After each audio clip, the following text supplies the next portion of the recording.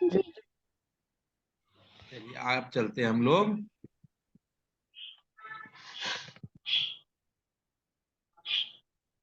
दिख रहा है? जी एडी। दिख रहा है, ओके। तो ये मान लीजिए वेरिएशन हम लोग देख रहे थे, है ना? वेरिएशन देख रहे जी हैं ना? जी वेरिएशन में मान लीजिए एक ऑर्गेनिज्म है कोई, ये ऑर्गेनिज्म है जो रिप्रोड्यूस करता है, ये रिप्रोड्यूस करता है ना, ये ऑर्गेनिज्म जी रिप्रोड्यूस किया, तो इसके अलग एक ऑर्गेनिज्म, एक उसका ऑफ स्प्रिंग में थोड़ा सा वेरिएशन दिखा इस पोजीशन पे, और उसी के दूसरे ऑफ स्प्रिंग में ये वाला वेरिएशन दिखा दिखा ना। अब जी ये ऑफ स्प्रिंग फिर ये करेगा आपको, हो सकता है यहाँ वेरिएशन दिखे, कुछ चेंज आ जाए, है ना? ये इसके तरह का था, लेकिन इसके दादा जो बोले ग्रैंड पेरेंट है, उसके रेस्पेक्ट में दो वेरिएशन हो गया, इसके में भी दो वेरिएशन, ऐसे वेरिएशन चेंजेस हो जा रहे हैं। ये अपने पेरेंट की तरह दिख रहा है कंप्लीट, ये वाला, लेकिन अपने ग्रैंड पेरेंट्स के रेस्पेक्ट में चेंज आ रहा है। ये वेरिएशन जो है ऑफ स्प्रिंग में कैसे होता है, तो बताए ना हम, डीएनए में चेंज होगा, या एनवायरमेंटल के कारण होगा, या तो एक्वायर्ड वेरिएशन होगा, या फिर इनहेरिटेड वेरिएशन होगा। इन्वायरमेंटल। वेरिएशन एक जनरेशन से दूसरे जनरेशन में जा रहा है, जा रहा है ना? तो वही जी आपको धीरे धीरे वेरिएशन को एक्युमुलेट करके एक नया तरह का ऑर्गेनिज्म बना देगा बाद में। अब ये जो है दो तरह का था, सेक्सुअल और एसेक्सुअल। अगर ये एसेक्सुअल होता तो बहुत स्लो होता ये वेरिएशन का प्रोसेस, ठीक है, बहुत कम, क्योंकि उसे डीएनए में जी चेंज होना बहुत देर से चेंज होता है। अगर यही एसेक्सुअल की जगह सेक्सुअली प्रोडक्शन होता तो वेरिएशन बहुत ज्यादा होता ही होता है, कि मदर का कुछ कैरेक्टर आएगा, फादर का कुछ कैरेक्टर आएगा, फिर उसके में उसका दूसरे से शादी होगा तो वहां से फिर दूसरा चेंज आ जाएगा, आएगा ना? एक जी जनरेशन में 50% मदर 50% फादर का होता है, फिर उसके अगले जनरेशन में चले तो ग्रैंड पेरेंट का 25% ही रह जाता है, रहता है ना? जी जी हाँ।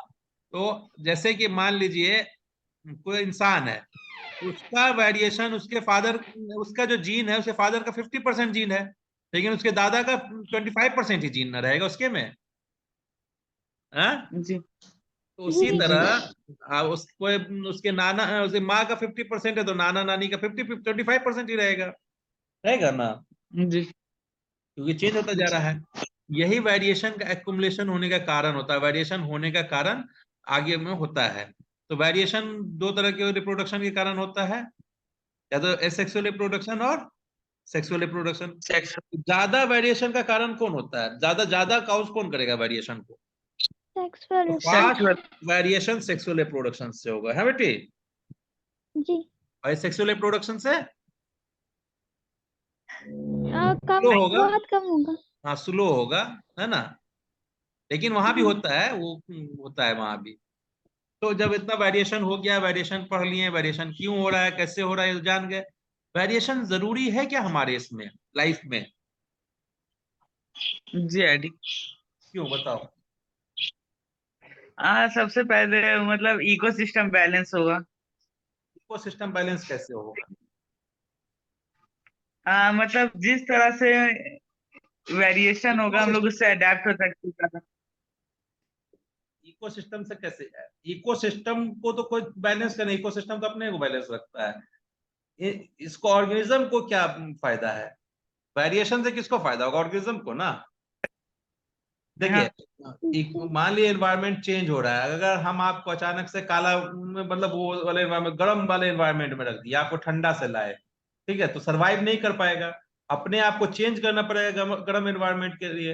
हाँ, जैसे एक बैक्टीरिया है, वो जो है हॉट क्लाइमेट में नहीं सरवाइव करेगा, लेकिन धीरे धीरे उसके म्यूटेशन होके वेरिएशन आ गया, अब वो अपने आप को चेंज कर लेगा ना, सुटेबल हो जाएगा जी हॉट क्लाइमेट के लिए भी। तो वो वेरिएशन उसके में जरूरी है, सर्वाइवल के लिए किसी भी स्पीसीज के, क्या होता है, वेरिएशन जरूरी जरूरी। है ना? ऑर्गेनिज्म जी मान लीजिए, ठीक है, तो ये वेरिएशन अब देखिए क्या क्या है। एक तो each organism produces to increase their population so that they can maintain their, her organism जो है, हर स्पीसीज, हर लिविंग बींग्स अपना जो है एग्जिस्टेंस अर्थ पे बना के रखना चाहता है, कि मेरा जो है स्पीसीज खत्म ना हो। इसके लिए क्या करता है वो? रिप्रोडक्शन करता है ना। हाँ? जी जी और as we know that environment is not same, हर जगह एनवायरनमेंट सेम नहीं होता है, अलग अलग जगह पर एनवायरनमेंट अलग अलग रहता है। ऑर्गेनिज्म को भी एक ही स्पीसीज का ऑर्गेनिज्म भी है, अलग अलग जगह पर अलग अलग तरह के रहना पड़ेगा, उसको रहना पड़ेगा ना। अलग अलग कंडीशन में जी रहने के लिए उसको क्या होगा, वेरिएशन करना। ठंडा वाले प्रदेश के लिए लोग को ठंडा सहने का ताकत होना चाहिए, गर्म प्रदेश में रहने वाले को गर्म सहने का ताकत होना चाहिए। ये कहाँ से आएगा, ये वेरिएशन होगा उसमें तब ना होगा। तो ये वेरिएशन जरूरी है।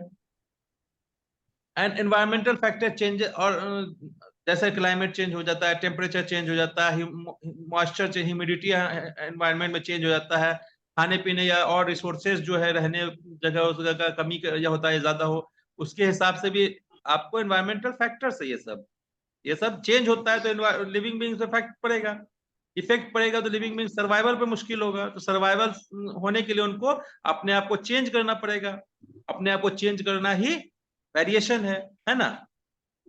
जी So to survive in these condition, it is must to adapt with those conditions. किसी भी कंडीशन में अडेप्ट करने के लिए अपने आप को उस कंडीशन के लिए अडेप्ट करना पड़ेगा, है ना। किसी भी कंडीशन में सर्वाइव करने के लिए उस एनवायरनमेंट के लिए अपने आप को अडेप्ट करना पड़ेगा। और यह अडेप्टेशन कहाँ से आएगा, वेरिएशन से। वेरिएशन से।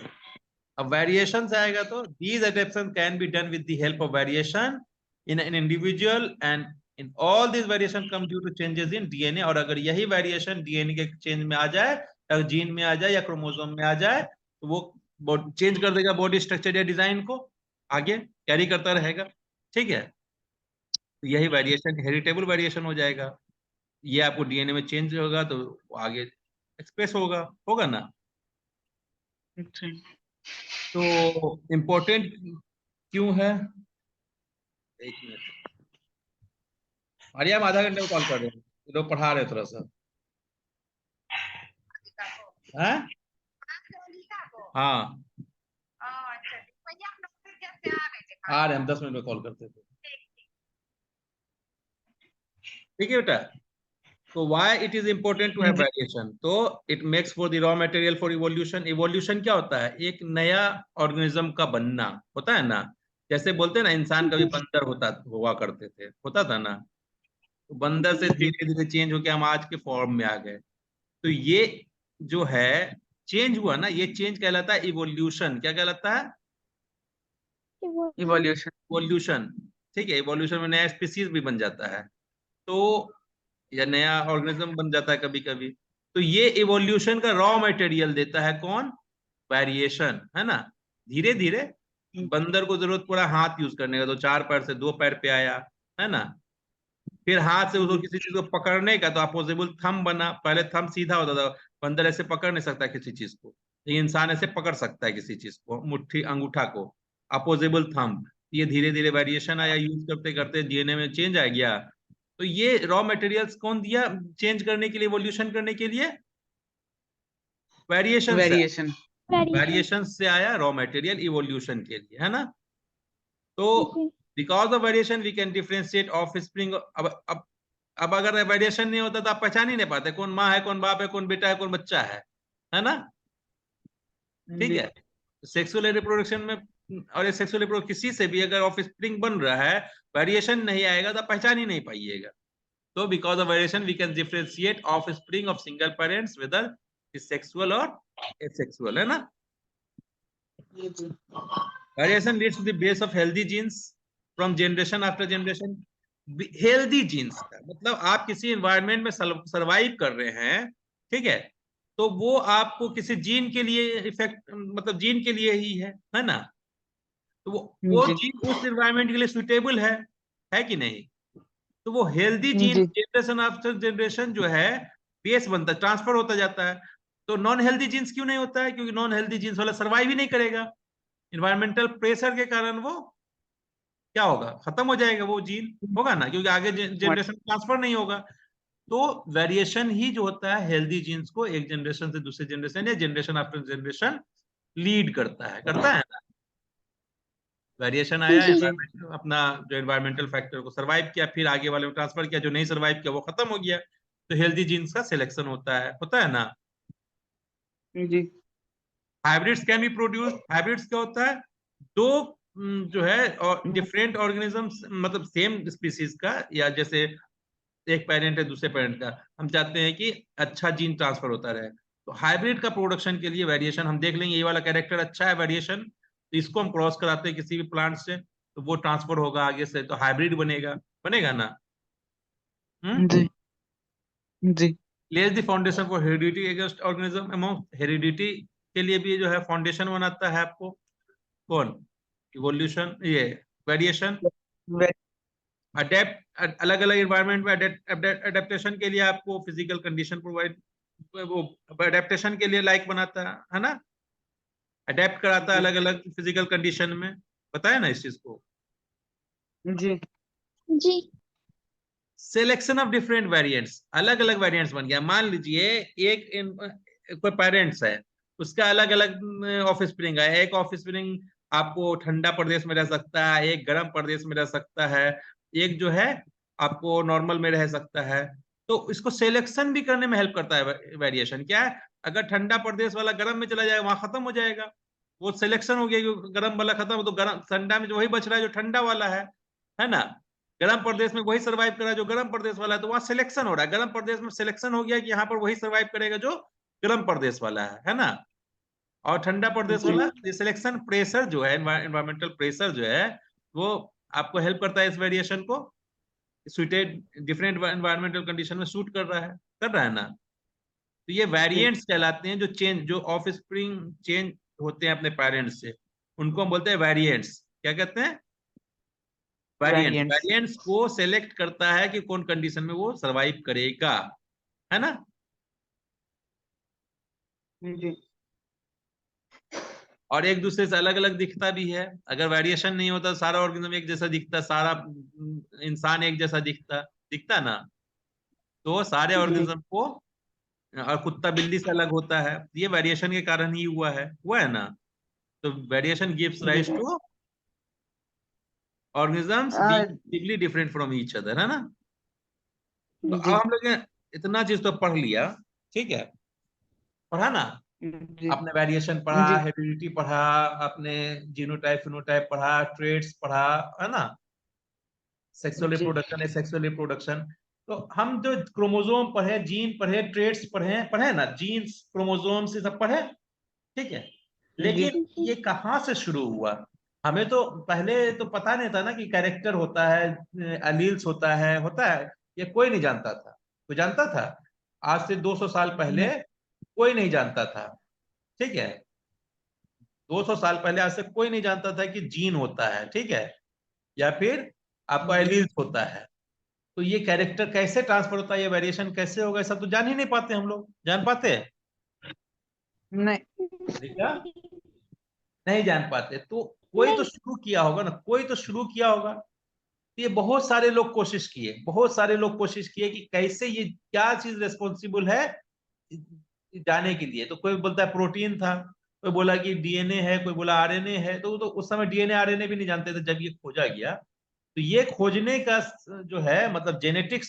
तब ना बना है, जब जीन और ये सब हेरिडिटी का मटेरियल खोजा गया, ठीक है, तो इसका फाउंडेशन जो जीन और हेरिडिटी का फाउंडेशन जो दिया ना, वो एक ऐसे आदमी दिए जो बायोलॉजी नहीं जानते थे, वो मैथ्स जानते थे, ठीक है, और उसके पहले कोई नहीं जानता था कि क्रोमोसोम होता है और जीन होता है, वो भी नहीं जानते थे कि क्रोमोसोम होता है और जीन जी होता जी है, ठीक है, बस उन्होंने काम किया, काम का रिजल्ट देखा, रिजल्ट देख के उन्होंने बताया कि अ, उन्होंने जीन का टर्म नहीं दिया, उन्होंने कहा कि फैक्टर्स होते हैं, वो फैक्टर्स बाद में जीन बोला गया, जो फैक्टर्स है ना, ये फैक्टर्स रेस्पॉन्सिबल होते हैं ट्रांसफर ऑफ कैरेक्टर्स के लिए, क्या होते हैं, ट्रांसफर ऑफ कैरेक्टर्स के लिए ट्रांस फैक्टर्स, तो पहले फैक्टर्स को खोजे कैसे, तो उस आदमी का नाम था ग्रेगर जॉन मेंडल, क्या, Gregor John Mendel Gregor John Mendel, ये ना मटर मटर होता है ना, पी खाए हैं, जी जी हाँ, तो जी उन्होंने जी उस पर रिसर्च किया, काम किया, उसके बाद अपना काम हम लोग देखेंगे क्या क्या काम किए, कैसे किए, ठीक है, तो काम करके बताया कि फैक्टर्स होते हैं, फैक्टर्स रिस्पॉन्सिबल होते हैं ट्रांसफर ऑफ कैरेक्टर्स के लिए एक जनरेशन से दूसरे जनरेशन में। तो पहले चलते हैं, देखते हैं हम लोग मेंडल के बारे में देखते हैं। तो मेंडल जो है ना, आपको 1822 में एक फार्मर की फैमिली में पैदा हुए। उनके फादर क्या थे? फार्मर थे, है ना। फार्मर। 1822 में, आज से समझिए 201 साल पहले, है ना। जी 201 साल पहले, उस समय कोई नहीं जानता था जीन क्या है, क्रोमोसोम क्या है। ठीक है। तो पैदा हुए, तो उन्होंने पैदा हुए तो उस पढ़ाई, एलिमेंट्री स्कूल वगैरह पढ़े, फार्मर्स का बच्चा था तो कितना पढ़े होंगे। फिर उसके बाद वो पादरी बन गए। क्या बन गए? पादरी। चर्च में पा, फादर पादरी। होता है ना फादर। जी जी तो वो चर्च में अपना ये करते थे, साथ में चर्च के पीछे एक खेत था, उसमें मटर के पौधे पे अपना रिसर्च भी करते थे। वहीं से डाटा कलेक्ट कर करके फिर उन्होंने अपना एनालाइज किया था डाटा को, तब बताया था। तो क्या क्या किया उन्होंने, हम लोग देखेंगे अभी आके। ये है आपको Gregor Johan Mendel. Gregor Mendel भी बोलते हैं या ग्रेगर जोहान मेंडल भी बोलते हैं, ठीक है, पूरा नाम। 1822 में पैदा हुए थे और 1884 में उनका डेथ हो गया था। ठीक है। कितने साल? 62 साल। 62 साल जी में उन्होंने अपना पूरा रिसर्च करके ये कर दिया था। तो रिस्पॉन्सिबल फॉर द लॉ, ये इन्होंने लॉ ऑफ इनहेरिटेंस दिया था। क्या दिया था? Law law of of inheritance. Inheritance. अपना नियम बताया कि इनहेरिटेंस होता है, मतलब हेरिडिटी होता है, ट्रांसफर ऑफ कैरेक्टर्स होता है, उसके लिए लॉज दिए थे। कौन कौन लॉ दिए थे वो भी आएंगे हम लोग। ठीक है। हमने जी बताया ग्रेगर जॉन मेंडल नाम था। ये क्या थे? ऑस्ट्रेलियन मॉन्क थे। ऑस्ट्रियन मॉन्क, ऑस्ट्रिया में, ऑस्ट्रिया है एक जगह, चेकोस्लोवाकिया पहले था, ऑस्ट्रिया, मतलब ऑस्ट्रियन मॉन्क थे, है ना। क्या थे? जी। ऑस्ट्रिया में मॉन्क ऑस्टिन थे। मार्क। इन्होंने इनहेरिटेंस ऑफ ट्रेड्स पढ़ा, पी प्लांट पे। किस पे पढ़ा? किससे रिसर्च किया पी इन्होंने? प्लांट। पी प्लांट्स पे। जी किससे पी बेटा? प्लांट। अलीका, जी देखा है पी प्लांट आप लोगों ने? जी मटर का पौधा देखे देखा है सबने? जी देखे जी। कहाँ देखा? हाँ, यूट्यूब पे देखे थे। यूट्यूब पे। हम घर में लगाए थे, पूर्ण छत पे नहीं देखा था? आया ही नहीं होगा। देखी थी हम भूल बेटा? गए। नहीं अरे, देखी। चलो उसका हम दिखा देंगे। Develop the laws of inheritance, इन्होंने लॉ ऑफ इनहेरिटेंस बढ़ाया। ठीक है। जी इनके जी। रिसर्च को 20th सेंचुरी, मतलब 1900 बाद शुरू होता है। 20 जैसे हम लोग अभी कौन सेंचुरी में है? 22nd 25। सेंचुरी में लोग, 21st century, sorry, 21st century में 2000 है ना। तो आगे हम लोग 20th सेंचुरी में है, 21st सेंचुरी में। ये 20th सेंचुरी, जब 1901 तक इनके काम को रिकॉग्नाइज नहीं किया गया था। इन्होंने काम किया 1800 कितना 50 से शुरू किया। ठीक है। 45-50 से शुरू किया इन्होंने अपना रिसर्च और दिया, लेकिन इन्होंने काम अपना पब्लिश भी किया। इनके काम को कोई रिकॉग्निशन नहीं मिला। कब तक? 1901 तक। ठीक है। 1884 में ये इनका डेथ भी हो गया। इनको फादर ऑफ जेनेटिक्स भी बोला जाता है। क्या बोला जाता है? फादर ऑफ इनको पता जेनेटिक्स। ही नहीं था कि फादर ऑफ जेनेटिक्स है ना। इनके मरने के आपको 16-17 साल के बाद लोगों को समझ में आया कि इनका काम अच्छा था, इसी के कारण फिर आगे बढ़ा जेनेटिक्स में। ठीक है। यही थे ग्रेगर जोहान मेंडल। इन्होंने क्या किया? ठीक है। 1856 से 1853 तक, 63 तक अपना रिसर्च काम किया पी प्लांट पे। और इन्होंने अपने पूरे लाइफ में 28,000 मटर के पौधे का डेटा लिया था। कितना पौधे का? 28,000 पौधा 28। कलेक्ट करके उसको फिर प्लांट बना के फिर क्रॉस कराया, सेल्फ पोलिनेशन, क्रॉस पोलिनेशन करा करा के 28,000 प्लांट पी प्लांट पे किए। ठीक है। तो ही found that the plants offspring retain traits of the parents. इन्होंने क्या पाया कि जो प्लांट होते हैं ना, ऑफ स्प्रिंग होते हैं, अपने पेरेंट्स का कैरेक्टर को रखते हैं, है ना। Offspring retain traits of the parents, जी। मतलब पेरेंट के ट्रेड्स को रिटेन कर रहे हैं। कुछ ट्रेड्स को रिटेन कर रहे हैं, कैरेक्टर। कुछ ट्रेड्स को। ठीक है। इन्हीं को फादर, इनके काम के लिए इनको फादर ऑफ जेनेटिक्स बोला गया था। बता दिए। ठीक है। जी ये जगह है चेकोस्लोवाकिया में, जो चर्च था अब रिसर्च इंस्टीट्यूट बन गया, मेंडल रिसर्च इंस्टीट्यूट। ये जगह जहाँ फूल लगा हुआ है ना, ये फील्ड है ना, फील्ड दिख रहा है ना पीछे जहाँ जी फूल लगा हुआ है, यही जगह पर वो अपना काम करते थे, मटर के पौधा पे रिसर्च करते थे। ठीक है। और वो अपना खाली समय ब्रीडिंग करने में काम करते। ब्रीडिंग क्या होता है मालूम है? वही क्रॉस पोलिनेशन, सेल्फ पोलिनेशन, मटर मदर के पौधे से एक दूसरे को क्रॉस करा के नया प्लांट बनाना ब्रीडिंग कहलाता है ना। वेक्टर में, जी ब्रीडिंग करने में करे, he did this over, बार बार करे, क्रॉसिंग कराते रहे, सेल्फ पॉलिनेशन कराते रहे, सेल्फ क्रॉस पॉलिनेशन करा करा के अपना रिसर्च का डेटा जो है जमा करते रहे, ठीक है। और उस रिसर्च को, डेटा को एनालाइज किया, जो 28,000 प्लांट का डेटा जमा किया ना, अलग अलग तरह के, अलग जी अलग जगह का डेटा अलग अलग तरह से रख के उन्होंने एनालाइज किया। एनालाइज करने के बाद उन्होंने 3 नियम दिए, 3 लॉज ऑफ इनहेरिटेंस दिए। क्या दिए? कितने नियम दिए मेंडल्स ने? मेंडल ने three laws. Three three laws, है ना। कौन कौन लॉ है? जी पहला लॉ है आपको लॉ ऑफ डोमिनेंस, ठीक है, पढ़ेंगे अभी हम लोग क्या होता है लॉ ऑफ डोमिनेंस, ठीक है। दूसरा है लॉ ऑफ सेग्रीगेशन, क्या है? Law of segregation.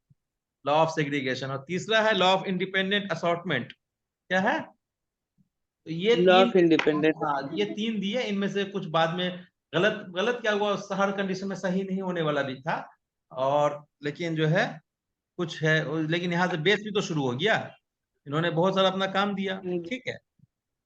तो इनका काम से जो है सबसे है कि पार्टिकुलेट इनहेरिटेंस का इन्होंने क्या दिया, फंडा दिया। पार्टिकुलेट का लॉ। थ्योरी है, पार्टिकुलेट इनहेरिटेंस क्या होगा? पार्टिकल एक जगह से दूसरे जगह जा रहा है किसी कैरेक्टर का, ट्रेट का, हर ट्रेट के लिए एक एक पार्टिकल उन्होंने बोल दिया कि हर ट्रेट के लिए लिविंग ऑर्गेनिज्म में एक एक पार्टिकल होते हैं, जिसको फैक्टर्स बोला था इन्होंने, है ना। वो पार्टिकल, जी एक पार्टिकल मदर से जाएगा, एक पार्टिकल फादर से जाएगा, ठीक है। तो वो एक्सप्रेस होगा। तो पार्टिकुलेट इनहेरिटेंस का कंसेप्ट दिया इन्होंने, किन्होंने? Gregor John Mendel. पहले सोचता था लोग ना कैरेक्टर ट्रांसफर हो जाता है, मतलब गोरा वाला कुछ कुछ चीज चला जाता होगा, गोरापन और कालापन चला जाता होगा, लेकिन ये कालापन गोरापन कहाँ से जाता है? ये इंफॉर्मेशन के फॉर्म में जाता है। ये इंफॉर्मेशन पार्टिकल के रूप में होते हैं। डीएनए एक पार्टिकल है, मालूम है ना। जी डीएनए एक जी पार्टिकल है, जीन डीएनए का पोर्शन है, वो पोर्शन जीन भी तो पार्टिकल ही हुआ ना। वो पार्टिकल एक पेरेंट जी से दूसरे ऑफ स्प्रिंग में जा रहा है। तो ये पार्टिकुलेट इनहेरिटेंस का कंसेप्ट दिया उन्होंने, ठीक है। तो Mendel's stated that physical traits are inherited as particles, इन्होंने पार्टिकल्स ने फैक्टर बोला था, ठीक है, फैक्टर या पार्टिकल्स के रूप में होता है ना, ठीक है। जी हाँ, जी Mendel did not know that the particles were actually chromosomes and DNA, उनको नहीं पता था, उस समय कोई नहीं जानता था क्रोमोसोम और डीएनए होता है, ठीक है। तो वो पार्टिकल्स जी बोले, वो बाद में वो पार्टिकल को बोल दिया गया क्रोमोसोम है, डीएनए है, जीन है, ठीक है। लेकिन जी मेंडल को नहीं पता था। तो ये क्रोमोसोम जो है, ये क्रोमोसोम का ऐसा स्ट्रक्चर होता है, बता आपको पता होगा। ये अलग अलग कलर जो दिख रहा है, अलग अलग जीन का लोकस है ना। हर जीन का लोकस है ना अपना अपना। लोकस समझ गए हैं ना? हेलो, हेलो, जी अलिका आवाज आंटी। आ रहा था? जी आयरन। लोकस किसको बोलते हैं? लोकस जो जो पोजीशन होते हैं जीन का अलील का, क्रोमोसोम में। हाँ, जीन का क्रोमोसोम पे जो पोजीशन होता है उसको लोकस बोलते हैं, ठीक है। लोकस। जी तो इनका काम था, अब इन्होंने जो काम किया, किस पे काम किया था मेंडल ने? किस प्लांट पे काम किया था, पी प्लांट पे। पी है ना। प्लांट। तो पी प्लांट पे काम किया था ना, तो तब कुछ तो लिए होंगे ना शुरू में। तो उन्होंने कैरेक्टर्स को सेलेक्ट किया, पी प्लांट के कुछ कैरेक्टर्स को, 7 पेयर्स ऑफ कैरेक्टर्स, कितने कैरेक्टर्स को? 7 7 पेयर्स। पेयर ऑफ कैरेक्टर्स को सेलेक्ट किया और उनका डेटा की जमा किया। मतलब कौन कौन कैरेक्टर्स था? सीड शेप, क्या था? सीड शेप एक सीड्स। कैरेक्टर है, दूसरा कैरेक्टर सीड कलर है, तीसरा सीड पॉड शेप है, फिर पॉड कलर है, फ्लावर कलर है, फ्लावर पोजीशन है, और प्लांट साइज है। ये 7 कैरेक्टर्स को लिया। तो देखिए सीड शेप आप जानते हैं ना, मटर का देखे सीड को कभी? तो कोई कोई एकदम जी चिकना तरह का मटर का सीड होगा, कोई कोई रिंकल्ड होता है, एकदम कुरमुरा सा। देखा है ऐसे सीड मटर का, जी देख। जी अलिका? नहीं। मटर नहीं देखी हो? कोई मटर ना एकदम झुर्री वाला रहेगा, कोई मटर एकदम राउंड रहेगा, चिकना। जी हाँ, आप देखने की कोशिश करिएगा। मटर, कोई मटर एकदम चिकना ऐसा दिखेगा, फ्लैट, है ना। कोई चिकना एकदम, कोई मटर जो है आपको कुरमुरा सा रहेगा, ठीक है। रिंकल्ड बोलते हैं, रिंकल्ड झुर्री वाला, ठीक है। रिंकल होता है ना, जैसे जी आदमी बूढ़ा आदमी होता है तो रिंकल पड़ जाता है, तो जी रिंकल होता है, सीड शेप बोलते हैं उसको। मटर का जो बीज है वो आपको रिंकल, वो एक तरह का सीड हुआ ना, वो सीड है एक। वो राउंड और रिंकल भी, राउंड भी हो सकता है, रिंकल भी हो सकता है। सीड कलर दो तरह का होता है, एक येलो सीड कलर होता है, मटर येलो भी होता है, मटर ग्रीन भी होता है, देखा है आपने? जी पॉड शेप, जो छीमी होता है ना मटर का छीमी देखी हो ना? जी हाँ, वो इन्फ्लेटेड भी होता है, कॉन्स्ट्रिक्टेड भी होता है। इन्फ्लेटेड मतलब बिल्कुल चिकना फ्लैट ऐसा, कॉन्स्ट्रिक्टेड मतलब धसा धसा रहेगा। ऐसे ही मटर होते हैं, देखिएगा कोशिश, अब अलग अलग होगा तो। पॉड का कलर, इसको पॉड बोलते हैं ना, मटर का जो छीमी होता है उसको पॉड बोलते हैं, पूरा छिलका के साथ वाला। जैसे छिले तो 5-6 तो बीज आता है ना?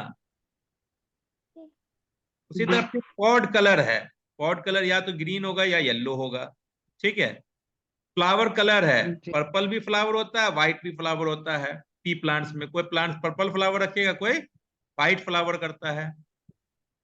जी फ्लावर लोकेशन दो तरह का होता है, एक्सियल और टर्मिनल। एक्सियल और टर्मिनल का मतलब क्या होता है मालूम है? कोई प्लांट है ना, इससे मान लीजिए कोई प्लांट है, ये प्लांट है, ये पोजीशन कहलाता है टर्मिनल पोजीशन, होता है ना। और कोई आपको मान लीजिए ब्रांच निकला है, तो यहाँ का दो ब्रांच के बीच का जो पोर्शन होता है बोलते हैं उसको एक्सिस बोलते हैं। एक्सिल, क्या बोलते हैं, AXIS, एक्सिस बोलते हैं ना। तो ये वाला पोर्शन कहलाता है एक्सियल पोजीशन। एक्सिल है तो एक्सियल पोजीशन है ना, एक्सिलरी पोजीशन या एक्सियल पोजीशन। और इसको बोलते हैं टर्मिनल पोजीशन। तो कोई प्लांट का फ्लावरिंग ऊपर में टर्मिनल पे होता है, कोई प्लांट का ये यहाँ होता है ना। तो टर्मिनल फ्लावर भी होता है, एक्सियल फ्लावर भी होता है। अब किसी प्लांट में मटर के टर्मिनल फ्लावर होता है, किसी प्लांट के एक्सियल फ्लावरिंग होता है ना। जी क्यों? उसी तरह प्लांट का जी हाइट, कोई प्लांट टॉल होगा, कोई प्लांट ड्वार्फ होगा, शॉर्ट होगा। है ना। शॉर्ट हो गया, ड्वार्फ, मतलब शॉर्ट ही जी होता है ना। जी तो समझ आया बेटा? ये 7 पेयर ऑफ कैरेक्टर्स लिए, क्या लिए? कैरेक्टर्स। 7 पेयर। ये कैरेक्टर्स के दो दो ट्रेड्स हैं, हर कैरेक्टर्स के दो दो ट्रेड्स हैं। फिर 10 मिनट में बंद हो जाएगा, ठीक है। हर कैरेक्टर्स के कितने ट्रेड्स जी हैं? दो ट्रेड्स हैं, सीट शेप के दो। तो इन्होंने इसके लिए बोला कि जीन रेस्पॉन्स अलील्स होगा ना, ये दोनों तो सेम ट्रेट है, सेम कैरेक्टर है, ट्रेट अलग अलग, सेम ट्रेट है ना ये। सीट शेप एक जी जी के है, इनका आपका एक ट्रेट है राउंड होना, एक ट्रेट है रिंकल होना, एक कैरेक्टर का, ठीक है। तो इनके लिए एलील्स तो सेम, एलील्स अलग अलग हो सकते हैं, जीन तो सेम रहेगा, है ना, होगा ना। जी जीन सेम रहेगा, जी एलील्स अलग अलग होंगे, एक राउंड के लिए जीन होगा, एक रिंकल के लिए जीन होगा। तो अब या तो राउंड वाला डोमिनेंट होगा या रिंकल वाला डोमिनेंट होगा, है ना। इसमें जितना ऊपर में लिखा हुआ है, round position, round seed shape, yellow seed colour, inflated pod shape, green pod colour, flower colour का purple flower, axial flower end position और टॉल प्लांट, ये सब डोमिनेंट कैरेक्टर है। अगर ये पोजीशन, ये इसका एलील प्रेजेंट है तो यही एक्सप्रेस होगा, होगा ना। नीचे जी वाला कौन सा कैरेक्टर हो गया, ट्रेट हो गया, रिसेसिव। Recessive traits. तो इनके लिए इन्होंने ना, अब आइडेंटिफाई करने के लिए आप कॉपी पे आप रिसर्च करिएगा तो आप लिखने, इतना लिखना ना तो कोडिंग देता है आदमी, कोड देता है ना, हर एलील के लिए कोड देगा। तो राउंड के लिए कोड दिया उन्होंने कैपिटल R, बताया था ना डोमिनेंट कैरेक्टर को कैपिटल लेटर से डिनोट करते हैं। तो राउंड को अगर कैपिटल R दिया तो रिंकल के लिए स्मॉल r देंगे, देंगे ना। राउंड जी सीड, रिंकल सीड, होता है ना। उसी तरह जी येलो के लिए वाई, ठीक है, ऐसे हो जाएगा। फ्लैटेड के लिए इन्होंने ऐसे ऐसे अपना कोड दिया दिया जी ये आपको डोमिनेंट कैपिटल में दिखाया, रिसेसिव आपको। और एक चीज देखिए, ये आपने एक एक एलील दिखाया, जैसे राउंड का एक एलील दिखाया है ना, राउंड का एक एलील दिखाया, रिंकल का एक एलील दिखाया। लेकिन ये एक एलील कब प्रेजेंट होता है? गैमेट्स में, गैमेट्स में प्रेजेंट होता है, हाँ? अगर हम किसी ऑर्गेनिज्म में लिखेंगे तो दो एलील्स होते हैं हर जीन के। तुम्हारे में कोई जीन का दो एलील होगा, मेरे में दो एलील्स होगा, कोई भी कैरेक्टर का। तो प्लांट में अगर राउंड है तो उसमें भी दो एलील्स प्रेजेंट होंगे, रिंकल्ड है तो भी तो क्या राउंड कब हो सकता है आपको? राउंड में अगर दोनों कैपिटल R रहा, यहां पर R R है, तो आपको देखिए, अगर राउंड ऐसे भी हो सकता है, कैपिटल आर येलो या के लिए ये कैपिटल दोनों रहा, तो अगर दोनों आर आर कैपिटल है तो राउंड हो जाएगा, दोनों वाई कैपिटल है तो येलो होगा, है ना। और रिसेसिव के लिए दोनों स्मॉल में ही होना है हर हाल में, जी रिसेसिव के लिए दोनों स्मॉल में ही होना है। तो देखिए, तो दोनों एलील्स एक जैसा दिख रहा है ना, जब किसी ऑर्गेनिज्म में दोनों एलील सेम हो, जी ठीक है, दोनों एलील सेम हो, तो वैसे ऑर्गेनिज्म को हम बोलते हैं सेम होमोजाइगस। क्या बोलते हैं? होमोजाइगस बोलते हैं। भैया हम कॉल करते हैं थोड़ा देर हो में, जाएगा। ये पढ़ा रहे थे, कॉल कर रहे हैं, ठीक है। तो ये जब both alleles are same in any organism, तो वैसे ऑर्गेनिज्म को बोलेंगे होमोजाइगस, ठीक है, ओके। जी उनको हम ट्रू बेयर्स भी बोल सकते हैं, क्यों? क्योंकि अपने आप में वो अलग होते हैं। तो अगर वही जीन, अगर हमारे लिए डोमिनेंट जीन है ना, एक डोमिनेंट जीन है, एक रिसेसिव जीन है ना, इसमें इसमें तो दोनों रिसेसिव है, तो ये होमोजाइगस ही रहेगा। रिसेसिव तभी जी एक्सप्रेस होगा जब दोनों एलील्स आपके प्रेजेंट होंगे रिसेसिव वाले, तो होमोजाइगस कंडीशन में ही आपको एक्सप्रेस होगा आपको रिसेसिव वाला। लेकिन आपको डोमिनेंट जो है वो पहले तो अभी था आपको कैपिटल वाला, तो होमोजाइगस में। हेट्रोजाइगस कंडीशन में भी डोमिनेंट बताया था ना, dominant characters are those characters which are even expressed in heterozygous condition, है ना। ये हेट्रोजाइगस कंडीशन कहलाएगा। हेट्रोजाइगस है ना, अलग अलग जी आपको एलील्स हैं एक ही ऑर्गेनिज्म में, तो ये ऐसा वाला क्या कहलाएगा? हेट्रोजाइगस। तो एलील्स कहाँ पाए जाते हैं आपको? हेटेरोजाइगस। जी एक मिनट, कितना मिनट बच रहा है? 5 मिनट है, ठीक है। तो जी ये तो हमने बता दिया था आपको हेट्रोजाइगस कंडीशन में, है ना। जी तो ये वाला बताया। तो अब ये चीज देखिए कहाँ पाया जाता है एलील्स, ये देखा, बताया था ना हमने, ये क्रोमोसोम में एक, देखिए दोनों होमोजाइगस कंडीशन में ये वाला दिख रहा है, ये वाला दो, जी ये देखिए, ये दोनों कैपिटल ए है, पोजीशन सेम है, एक कैपिटल ए, ये होमोजाइगस है, ये दोनों होमोजाइगस है, दोनों स्मॉल ए है ना, रिसेसिव वाला मान लो। यहाँ पर रिसेसिव भी है आपको, और ये डोमिनेंट भी है, रिसेसिव भी है। यहाँ पर रिसेसिव है, डोमिनेंट, खैर कोई भी कैसे भी कॉम्बिनेशन रहे, कैपिटल ए स्मॉल ए या स्मॉल ए कैपिटल ए, कोई भी कॉम्बिनेशन रहेगा, लेकिन ये हेट्रोजाइगस है ना। जी हाँ?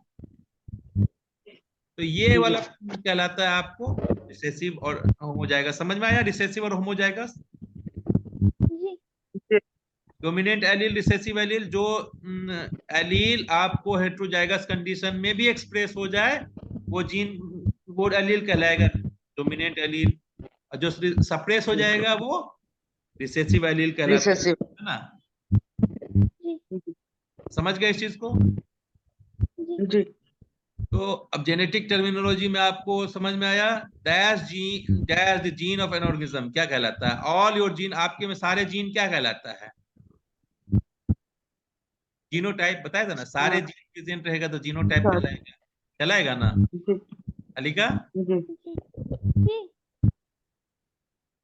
एक्सप्रेशन हो जाएगा कोई जीन का तो फिर वो क्या कहलाएगा? फिजिकल दिखेगा जैसा, उसको क्या बोलते हैं? जैसे ट्रेड्स को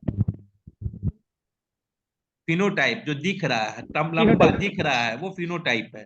फिनोटाइप में रिसेसिव भी हो सकता है, कैपिटल रिसेसिव नहीं हो, दोनों होमोजाइगस भी हो सकता है, हेट्रोजाइगस भी हो सकता है ना। लेकिन फिनोटाइप है जो एक्सप्रेशन आ रहा है, जो दिख रहा है आपको, है ना, फिजिकली जो आपको दिख रहा है, वो फिनोटाइप कहलाता है ना।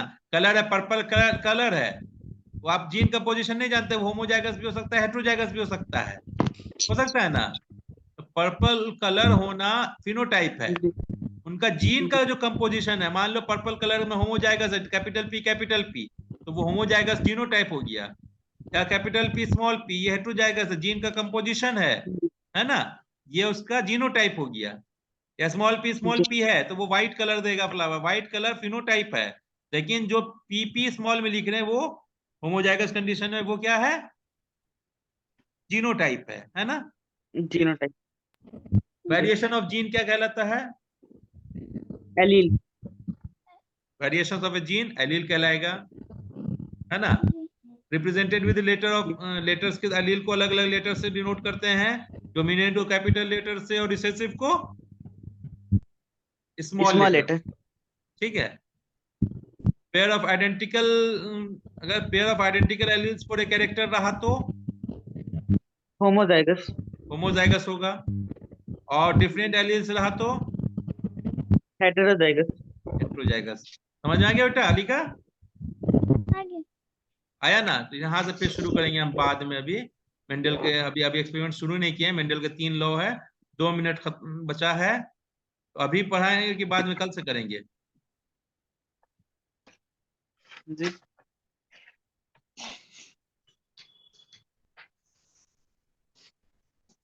हाँ मेरे पास तो टाइम है, हम तो पढ़ लेंगे।